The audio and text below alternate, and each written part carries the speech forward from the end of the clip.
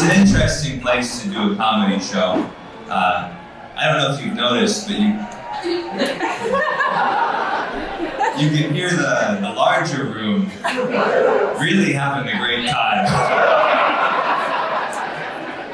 I don't. If you're in here and you didn't know there's another comedy show, like, is there a basketball arena underground in the mall? Are people doing the wave in the room next door? And we're over here in the little garage and there's just cheering. It sounds like a political rally over there.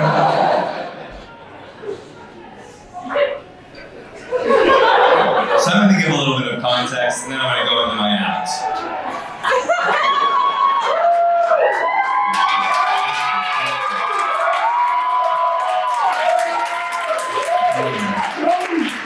It does feel a little bit like when I was in college and I was single at the time and my roommate had a girlfriend and we had bedrooms next to each other and I would go to bed after work and I'd hear him having sex with his girlfriend and I was like, do I have to jump on the bed right now?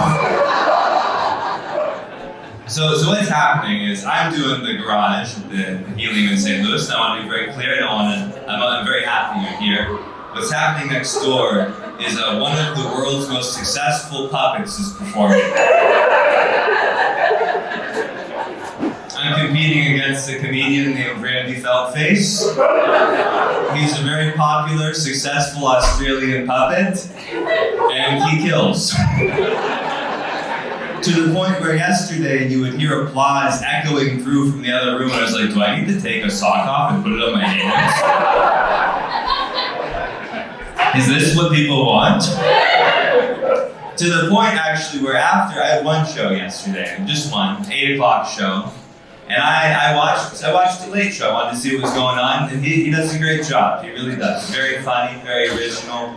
What did hurt a little bit is I caught one couple who'd watched my show stay and watch his Late Show. So anyway, thanks for choosing the human being tonight. I appreciate it.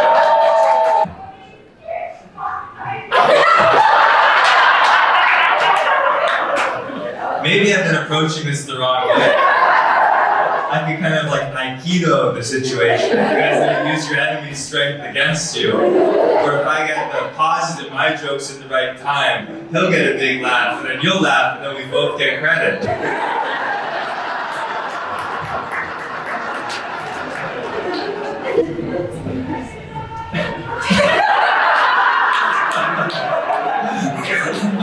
What I'm picturing is a puppet doing karate and breaking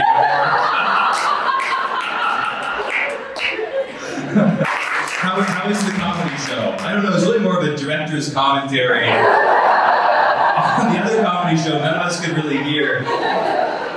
We went and saw a man in a green corduroy jacket have a mental breakdown for 40 minutes.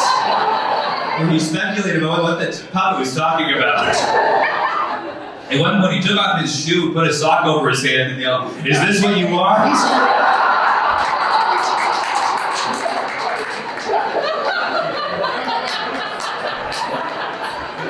Which, based on the response right now, appears to be what you would want.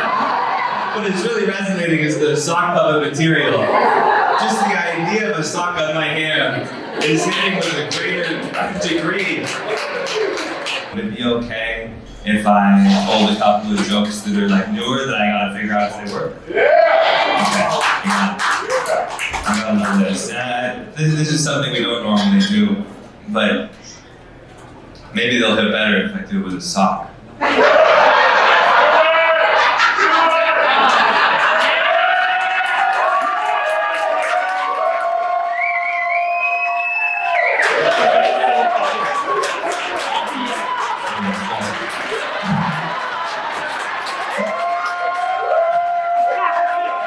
There we go.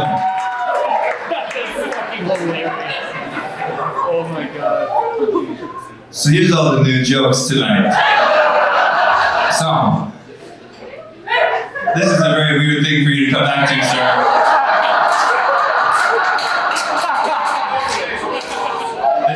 This is the night my manager will refer to as the day I dropped Bo Johnson as a client. So, I was on the phone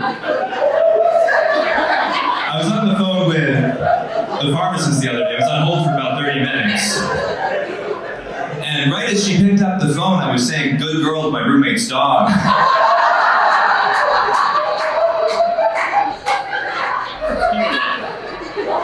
But the thing is, the pharmacist, she was like kind of into it. So she's like, "Yeah." I was like, "Oh no, my prescription isn't sexy enough to meet this expectation." She's like, "Yeah." And I was like, "Is my acne medication ready?"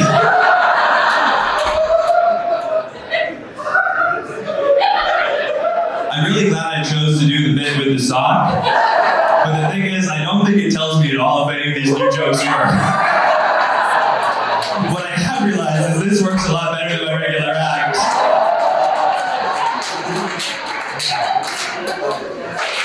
Also, I can only imagine that it now looks like I'm doing a cover of Randy Feltface from the outside.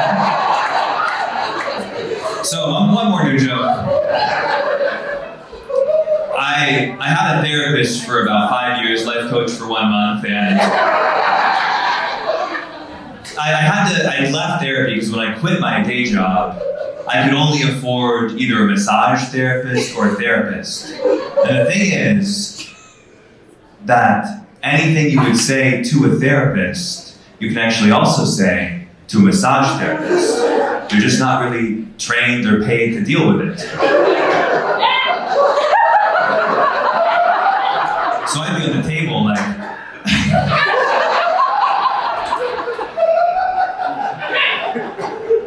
I go, sometimes I'll fly to another city. I'll fly to St. Louis. And there's a very, very talented puppeteer. So good, in fact, that even despite some resentment, I went to go see why are people having so much fun at his show for the Late Show. And to be honest, incredible act. I'm a genuine fan. I think he's doing something truly original in a world where a lot of people don't do original comedy anymore. He's a really, if I was a kid and I saw his act, I would have wanted to try stand-up. He's that good, So I'm on the table with my massage therapist and I go, sometimes I fly to St. Louis and I don't feel funny. I'm just a guy on stage, no puppet. I'm just a guy quoting this guy who used to be funny 13 days ago. But she doesn't know what to do with that information. So she'll just be like, she'll just tell me like a secret of her own. I met my husband when I was 18 years old. We've been together for 23 years now. And I realized recently I never learned who I am as an individual, as an adult. And I think I've reached a point where I have to walk away from the most important person in my life. And I'll just have to be on the table like, deeper, please.